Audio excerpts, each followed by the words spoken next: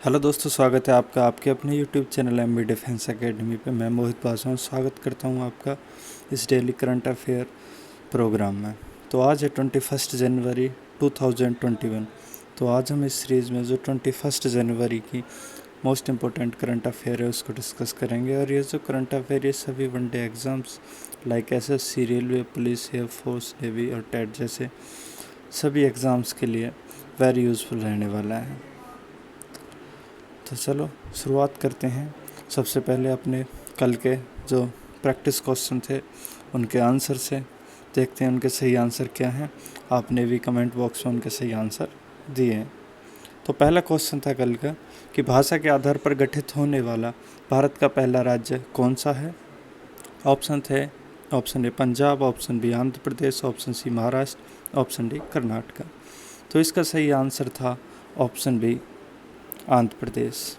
आंध्र प्रदेश भाषा के आधार पर गठित होने वाला भारत का पहला राज्य था। इसका गठन 1 अक्टूबर 1953 ईस्वी को हुआ था। आंध्र प्रदेश के गठन में जो सबसे महत्वपूर्ण भूमिका निभाई थी तो वो निभाई थी रामुल्लू ने। रामुल्लू नाम के एक प्रसिद्ध नेता थे। इन्होंने आंध्र प्रदेश के गठन को लेकर अनशन आरंभ किया था और इसी अनशन में इनकी 15 दिसंबर 1952 ईस्वी में मृत्यु हो गई थी। उसके बाद ही 1 अक्टूबर 1953 को आंध्र प्रदेश का गठन हुआ था। नेक्स्ट क्वेश्चन देखते हैं। नेक्स्ट क्वेश्चन क्या है। तो क्वेश्चन नंबर 2 था कि राज्य पुनर्गठन आयोग के अध्यक्ष थे। Option A Fazal Ali, option B Pandit Hridaynath, option C K M. Panikkar, option D इनमें से कोई नहीं। तो इसका सही आंसर था ऑप्शन ए फजल अली। फजल अली राज्य पुनर्गठन आयोग के अध्यक्ष थे, जबकि पंडित हृदयनाथ और के.एम. पणिक्कर इसके सदस्य थे। तो ये तीनों ही राज्य पुनर्गठन आयोग से संबंधित हैं। इसके बाद हम मोटिवेशनल कोट्स देखते हैं क्या है। तो लिखा है कि मंजिल उन्हीं को मिलती है जिनके सपनों में जान होती है, पंखों से कुछ नहीं होता, हौसलों से उड़ान होती है। और इसके बाद हम शुरू करते हैं आज के करंट के क्वेश्चंस। तो क्वेश्चन नंबर फर्स्ट क्या है देखते हैं। क्वेश्चन नंबर फर्स्ट है कि वह अनुच्छेद किसका, संयुक्त राष्ट्र चार्टर अधिनियम का, जिसके तहत ईरान को संयुक्त राष्ट्र महासभा में मतदान से वंचित किया गया था। ऑप्शन ए अनुच्छेद 19, ऑप्शन बी अनुच्छेद 18, ऑप्शन सी अनुच्छेद 91 और ऑप्शन डी अनुच्छेद 81। तो जो इसका सही आंसर है वो है ऑप्शन ए अनुच्छेद 19।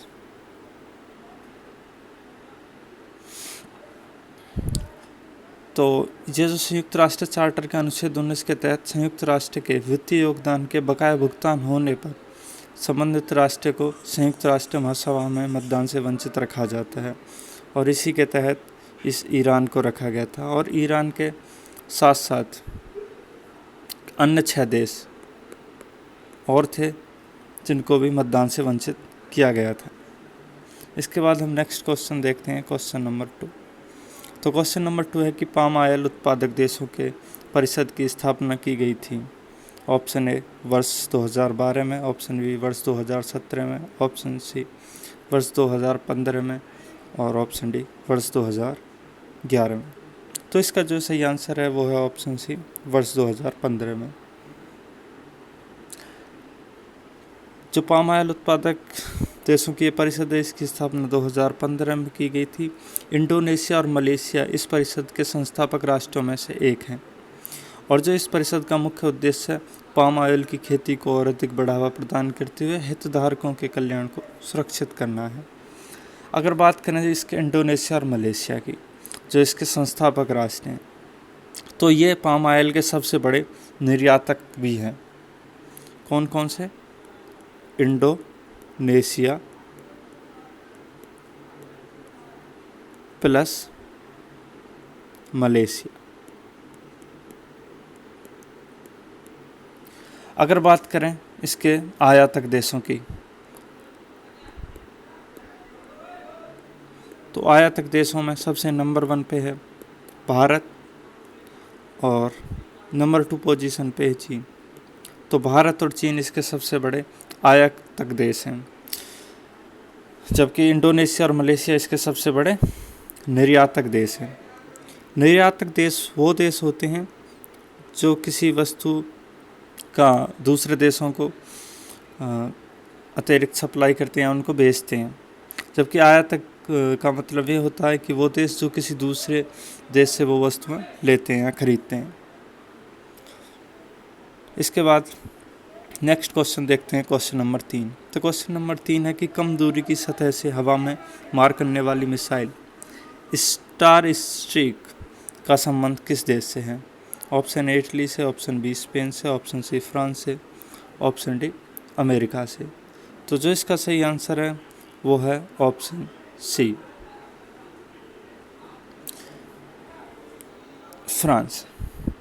जो फ्रांसीसी बहुराष्ट्रीय कंपनी, मल्टीनेशनल कंपनी एक थेल्स,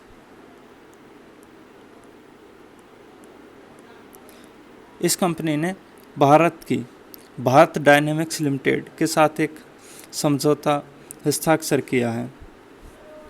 और ये जो भारत डायनेमिक्स कंपनी है एक गवर्नमेंट कंपनी है। और बात करें अगर इसकी स्टार स्ट्रीक की, तो ये एक छोटी दूरी की सतह से हवा में मार करने वाली मिसाइल है। अगर बात सरफेस टू एयर, मतलब सतह से हवा में मार करने वाली मिसाइल है। इसे पहले शॉर्ट्स मिसाइल सिस्टम कहा जाता था। अगर इसकी रेंज की बात करें तो ये 300 मीटर से लेकर 7 किलोमीटर तक इसकी रेंज है। स्टार स्ट्रीक सिस्टम के अगर अन्य वेरिएंट भी हैं, जैसे एयर टू एयर सिस्टम, जिन्हें हेलीकॉप्टर से दागा जा सकता है। स्टार स्ट्रीक सिस्टम के light weight multiple launcher variant को स्थिर वाहन पर इस्तेमाल किया जा सकता है। मतलब इन्हें लॉन्चर व्हीकल जो कि ज़मीन पर रहते हैं उनसे भी लॉन्च किया जा सकता है हवा में किसी को टारगेट करने के लिए। और इसे एयर डिफेंस सिस्टम के रूप में भी इस्तेमाल किया जा सकता है, या इसे अगर हिंदी में कहें तो वायु रक्षा प्रणाली। इसके बाद नेक्स्ट क्वेश्चन देखते हैं। तो नेक्स्ट क्वेश्चन है कि संयुक्त राज्य अमेरिका के परिप्रेक्ष्य में कीस्टोन पाइपलाइन प्रणाली का संबंध किस राष्ट्र से है? Option A Mexico, option B Canada, option C Colombia और ऑप्शन डी क्यूबा। तो जो इसका सही आंसर है वो है option B Canada. Keystone pipeline प्रणाली संयुक्त राज्य अमेरिका और कनाडा में एक तेल पाइपलाइन प्रणाली है। किसकी है? ऑयल की, ऑयल पाइपलाइन, जिसे वर्ष 2010 में अल्बर्टा और टीसी एनर्जी के स्वामित्व में कमीशन या प्रारंभ किया गया था। इस पाइपलाइन परियोजना के चौथे चरण में जलवायु परिवर्तन और जीवाश्म ईंधन पर पर्यावरणविदों के विरोध के कारण सुर्खियों में है। हमें ध्यान देना चाहिए कि यह पाइपलाइन परियोजना ओगलाला एक्वीफर से होकर निकल रही है, जो कि दुनिया के सबसे बड़े मीठे पानी के भंडार में से एक है। और यही इसका मुख्य रीज़न है जिसकी वजह से ये पर्यावरणविद इसका विरोध कर रहे हैं, और इसका विरोध करने के कारण ही ये न्यूज़ में आई है। इसके बाद नेक्स्ट क्वेश्चन देखते हैं, क्वेश्चन नंबर 5। तो क्वेश्चन नंबर 5 है कि परमाणु अप्रसार संधि किस वर्ष से प्रभावी रूप से लागू हुई थी? हालांकि ये आपको देखने में स्टैटिक क्वेश्चन लग रहा होगा, और ये स्टैटिक क्वेश्चन है भी, जबकि इसके पूछने का रीज़न ये है कि अभी हाल ही में एक बात चर्चा में जिसकी वजह से ये क्वेश्चन आया है। तो ऑप्शन ए है वर्ष 1970 में, ऑप्शन बी वर्ष 1972 में, ऑप्शन सी वर्ष 1974 में और ऑप्शन सी वर्ष 1976 में। तो जो इसका सही आंसर है वो है ऑप्शन ए वर्ष 1970। ये जो संधि है इस पर हस्ताक्षर हुए थे सन 1968 ईस्वी में, और जबकि ये प्रभावी रूप से लागू हुई थी 1970 ईस्वी में। 68 में साइन हुए और 70 में प्रभावी रूप से लागू हुए। अगर वर्तमान में इसके सदस्यों के बारे में बात करें तो इसमें 191 देश शामिल हैं। और जो इस संधि का परमाणु प्रसार संधि है, अगर इसके मुख्य लक्ष्यों की बात करें तो इसके मुख्य 3 लक्ष्य हैं। पहला लक्ष्य है कि परमाणु हथियारों के प्रसार को रोकना, दूसरा लक्ष्य है कि निशस्त्रीकरण को प्रोत्साहित करना, और तीसरा जो इसका लक्ष्य है वो परमाणु तकनीक के शांतिपूर्ण उपयोग के अधिकार को सुनिश्चित करना। और अगर भारत के संदर्भ में इसकी बात करें तो भारत ने इस संधि पर हस्ताक्षर नहीं किए। तो भारत ने इस पर हस्ताक्षर क्यों नहीं किए? क्योंकि भारत का जो मानना ये है कि जो NPT संधि है ये भेदभावपूर्ण है, अतः इसमें शामिल होना सही नहीं है। भारत का कहीं ना कहीं यह भी मानना है कि अमेरिका, रूस, चीन, ब्रिटेन और फ्रांस का इस पर एकाधिकार प्राप्त करती है, मतलब उनको एकाधिकार प्रदान करती है यह संधि। अब इसके चर्चा में रहने की वजह देखते हैं कि अब ये चर्चा में क्यों आई, ये परमाणु प्रसार संधि, इसे NPT बोलते हैं। हाल ही में ईरान ने यह स्टेटमेंट दिया है कि यदि संयुक्त राष्ट्र सुरक्षा परिषद के समक्ष उसके परमाणु कार्यक्रमों को लेकर अगर कोई विवाद उत्पन्न होता है तो वह परमाणु अप्रसार संधि से हट जाएगा, जिसकी वजह से ये चर्चा में आ गई। इसके बाद नेक्स्ट क्वेश्चन देखते हैं, क्वेश्चन नंबर 6 क्या है। तो क्वेश्चन नंबर 6 है कि गुच्छी मशरूम किस राज्य या केंद्र शासित प्रदेश से संबंधित है? गुच्छी मशरूम, ऑप्शन ए उत्तर प्रदेश से, ऑप्शन बी हिमाचल प्रदेश से, ऑप्शन सी असम से, ऑप्शन डी जम्मू कश्मीर से। तो ये जो इसका सही आंसर है वो है ऑप्शन डी, जम्मू कश्मीर। अगर बात करें हम गुच्छी मशरूम की, तो गुच्छी मशरूम जम्मू कश्मीर के डोडा ज़िले, किस ज़िले में? डोडा। तो डोडा ज़िले में उगने वाली या पैदा होने वाली सबसे महंगी मशरूमों में से एक है, दुनिया की सबसे महंगी, जिसकी वजह से ही इसको क्या है कि जो जम्मू कश्मीर के एक गैर सरकारी संगठन NGO ने इसको GI टैग देने की मांग की है, GI टैग। इसके साथ ही आपको बता दें कि पिछले वर्ष ही जून 2020 में जम्मू कश्मीर के एक प्रोडक्ट को और GI टैग मिला है। कौन सा था वो? तो वो था केसर। केसर, जम्मू कश्मीर के केसर को GI टैग प्रदान किया जा चुका है। तो ये ज़्यादा इम्पोर्टेंट है केसर वाला पॉइंट, तो आप इसको ज़रूर याद रखें। इसके बाद क्वेश्चन नंबर 7 की बात करते हैं।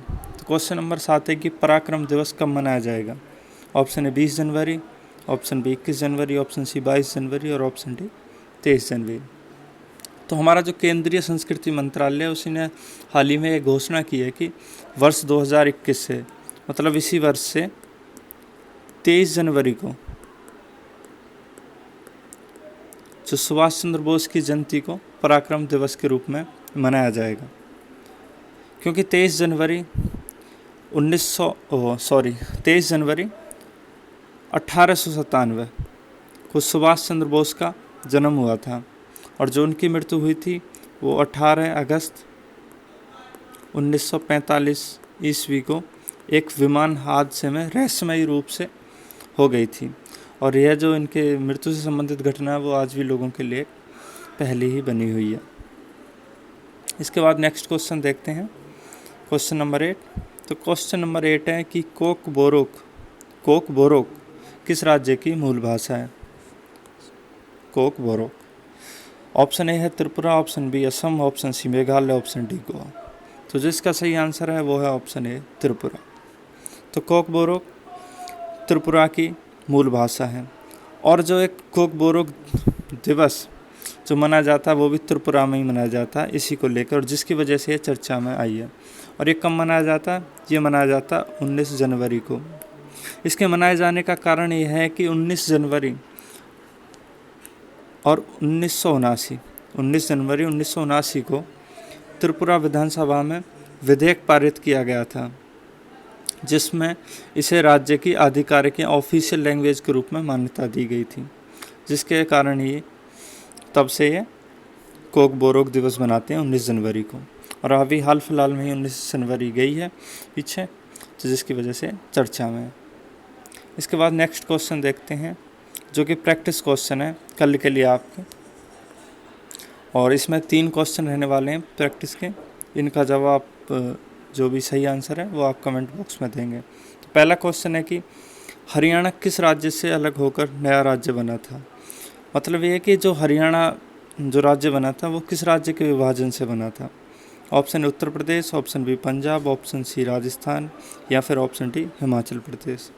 सही आंसर आपको कमेंट बॉक्स में बताना है। क्वेश्चन नंबर 2 ये है कि मणिपुर, त्रिपुरा और मेघालय को पूर्ण राज्य का दर्जा कब मिला था। ऑप्शन ए 25 जनवरी 1971 को, ऑप्शन बी 21 जनवरी 1972 को, ऑप्शन सी 26 अप्रैल 1975 को और ऑप्शन डी की बात करें तो इनमें से कोई नहीं। तो जो भी इसका सही आंसर है वो आप कमेंट बॉक्स में बताएंगे। और तीसरा लास्ट प्रैक्टिस क्वेश्चन ये है कि वर्ष 2000 ईस्वी में कितने नए राज्यों का गठन हुआ था। क्योंकि वर्ष 2000 में कई राज्यों का गठन हुआ था। तो ऑप्शन ए 2, ऑप्शन बी 3 या फिर ऑप्शन सी 4 या फिर ऑप्शन डी 5। तो आपको बताना है कि कितने राज्यों का गठन हुआ था। ओके, और इसके साथ ही कल का जो रिवीजन टॉपिक रहने वाला है पॉलिटी में से, तो वो है क्षेत्रीय परिषद। तो आप इनके बारे में पढ़ के आएंगे। मैं यहाँ पे लिख देता हूँ क्षेत्रीय परिषद। इस टॉपिक को आप कल रिवाइज करेंगे, ठीक है। और हम इसी वे में आगे बढ़ते रहेंगे, एक मैनर्ड वे में। और जिससे हमारे जो पॉलिटी है इसका कंप्लीट रिवीजन इसी करंट अफेयर सीरीज़ के साथ साथ ही हो जाएगा। और उसके बाद हम कोई एक डेडिकेटेड सीरीज़ रिवीजन को लेकर शुरू कर सकते हैं, तो उसमें भी इसको कवर करने की कोशिश करेंगे। और जो इस करंट अफेयर प्रोग्राम की सबसे ख़ास बात रहने वाली है वो ये है कि हम इसको सिर्फ ऐसे ही नहीं कि यूँ ही एक हैप्पैज़ार्ड या यूँ ही पढ़ते जाएंगे, नहीं।